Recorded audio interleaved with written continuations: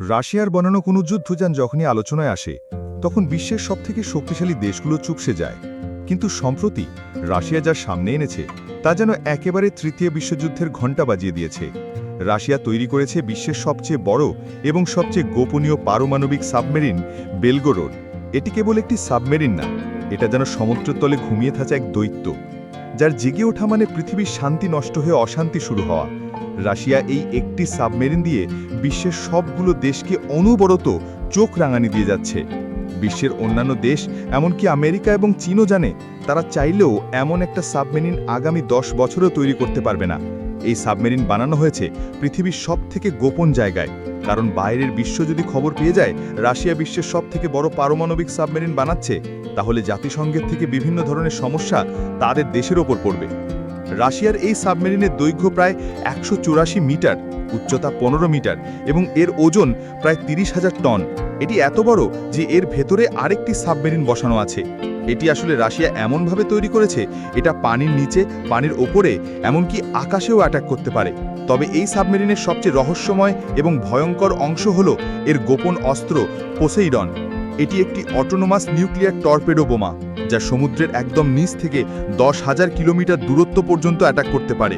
কিন্তু ভয়ের ব্যাপার হলো এটা কি কেবল রাশিয়া সরকার লঞ্চ করতে পারে। এই সাবমেরিন সমুদ্রের 1000 মিটার নিচ থেকে নিঃশব্দে ঘুরে বেড়ায়, যাকে আজ পর্যন্ত কোনো রাডার ধরতে পারেনি। এই সাবমেরিন মূলত পারমাণবিক শক্তিতে চলে, যার ফলে এর গতিবেগ প্রায় 70 কিলোমিটার প্রতি ঘন্টা, তাই পানির নিচে একে ট্র্যাক করা প্রায় অসম্ভব।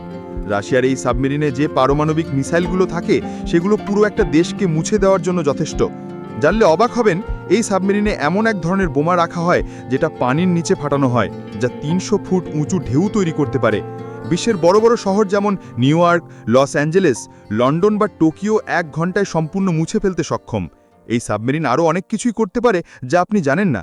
এটি সাগরের নিচে থাকা শত্রুর কমিউনিকেশন ক্যাবল ছিঁড়ে ফেলতে পারে, এমনকি পৃথিবীর যে কোনো মহাসাগরের নিচে স্থাপিত ফাইবার অপটিক কেবল চুপিসারে কেটে দিতে পারে। 2021 সালে হঠাৎ করে নরওয়ে ও ব্রিটেনে ইন্টারনেট কানেকশন বিচ্ছিন্ন হয়ে যায়। গোয়েন্দারা সন্দেহ করে রাশিয়ার এই সাবমেরিন হয়তো পরীক্ষা চালিয়েছিল।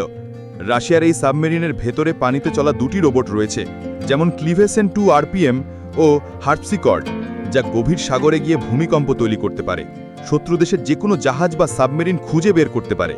এমনকি এই সাবমেরিন দিয়ে ঠিক কী কী নজরদারি চালানো হয় তা বিশ্বের অনেক দেশই জানে না। এমনকি রাশিয়ার সাধারণ নৌবাহিনীও এই সাবমেরিন সম্পর্কে তেমন কিছু জানে না।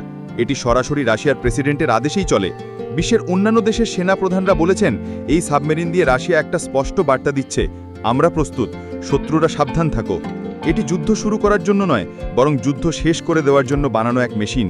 রাশিয়া যেভাবে এই সাবমেরিনকে গোপনে ছায়ার মতো তৈরি করেছে তা সত্যি অবাক করার মতো। অনেক গবেষকের মতে এই সাবমেরিন কোনো একটা মিশনে বের হলে সেটা যুদ্ধ শুরু করার জন্য নয়, বরং বিশ্বকে জানানোর জন্য যে আমরা যে কোনো মুহূর্তে যে কোনো কিছু ঘটাতে পারি। এই সাবমেরিন এখনও কোনো সরাসরি যুদ্ধ করেনি, কিন্তু ইতিমধ্যেই আন্তর্জাতিক রাজনীতিতে এক অদৃশ্য চাপ তৈরি করে রেখেছে। এটি যেখানে থাকে পাশের দেশের সেনাবাহিনী সেই দিকে তাকিয়ে আতঙ্কে থাকে, আর বাকি দুনিয়া প্রার্থনা করে যেন এটি কখনো জেগে না ওঠে। যুক্তরাষ্ট্রের প্রতিরক্ষা মন্ত্রণালয় জানিয়েছে এটি এমন এক সাবমেরিন যা মূলত প্রতিশোধ নেওয়ার জন্য বানানো। যদি রাশিয়াকে বিশ্বের কোনো দেশ অ্যাটাক করে কিংবা বিশ্বের অন্য কোনো দেশ রাশিয়াকে চেপে ধরে, তখন এই সাবমেরিন সেই দেশকে মাত্র আধা ঘন্টায় মুছে ফেলতে পারে। রাশিয়ার বিজ্ঞানীরা একে পানির নিচের একমাত্র রাজা বলেন। এর ভেতরে এমন কিছু রয়েছে যা বাইরের বিশ্বের কোনো দেশ কখনো চিন্তা করতে পারে না। এর ভেতরে একটা গোপন কক্ষ আছে যেখানে রাশিয়ার প্রেসিডেন্টের আদেশ অনুযায়ী কিছু গোয়েন্দা সংস্থার লোক রয়েছে। সাধারণ নাবিকও জানে না তাদের কী কাজ কিংবা তারা কেন এখানে থাকে। তৃতীয় বিশ্বযুদ্ধ যদি সত্যি কোনোদিন শুরু হয়, তার প্রথম শব্দ কোনো বোমা পড়ার আওয়াজ হবে না, বরং সেই শব্দ হবে নিঃশব্দ। একটি অন্ধকার পানির নিচ থেকে যখন এই দৈত্য ধীরে ধীরে জেগে উঠবে, তার ভেতর থেকে মুক্তি পাবে এক একটা করে পারমাণবিক বোমা, তখন আর ফিরে যাওয়ার পথ থাকবে না।